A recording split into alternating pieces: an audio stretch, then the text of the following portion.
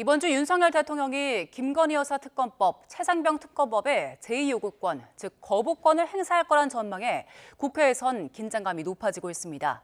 야당은 특검 수용 여론전에 공을 들이며 본격적인 재표결 준비에 돌입했고, 여당은 이탈표 단속에 힘을 쓰지만 일각에선 동요하는 분위기도 읽힙니다. 국회 연결합니다. 손효정 기자. 네, 국회입니다. 네, 야당의 주도로 국회를 통과한 두 특검법, 이번 주에 운명이 가려질 것 같다고요? 네, 일단 민주당은 윤석열 대통령이 이번 주 두 특검법에 거부권을 행사할 가능성이 크다고 보고 공세 고삐를 바짝 조이고 있습니다. 특히 최근 공천 개입 의혹까지 더해진 김 여사 의혹을 중심으로 전선을 넓히고 있는데요.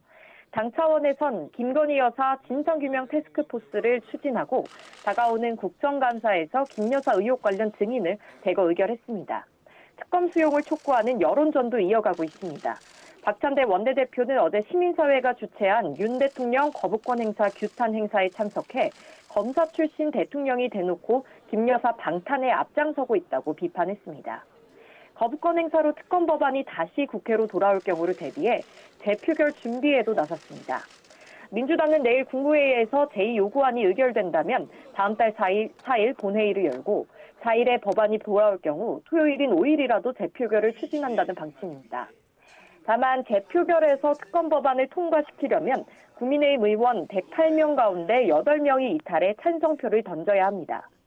국민의힘은 일단 야당의 공세를 주요 재판 1심 선고를 앞둔 이재명 대표의 사법 리스크를 방어하기 위한 것이라고 깎아내리고 있습니다. 이재명 구하기를 위해 탄핵 명분을 쌓고 있다며 김 여사 관련 의혹은 이미 진행되고 있는 수사를 지켜봐야 한다고 특검에 선을 그었습니다. 다만 최근 정부와 여당의 지지율이 함께 하락하는 주요 요인으로 김 여사 관련 논란이 꼽히면서 여당 내부 분위기가 심상치 않은 건 사실입니다. 당 일각에선 김건희 여사의 사과나 입장 표명을 요구하는 목소리도 나오고 있습니다. 여당 원내 지도부는 이탈표는 없을 거라면서도 집안 단속에 주력하고 있는데 특검법 재표결을 둘러싼 여야의 수싸움이 더 치열해질 전망입니다. 네, 이런 가운데 오늘 민주당은 의료 공백 사태와 관련해서 부산을 찾는다고요? 네, 민주당 의료대란 대책특위는 오늘 오후 친내병원 정상화를 위한 부산 공공의료 현장 간담회를 진행합니다. 그동안 별도로 의료계를 접촉하며 의료대란 해결책을 모색해왔던 민주당이 공공의료 상황을 점검한다는 계획인데요. 오늘 일정은 사실상 다음 달 16일 치러지는 지방자치단체장 재보궐선거를 의식한 것이라는 해석도 나왔습니다.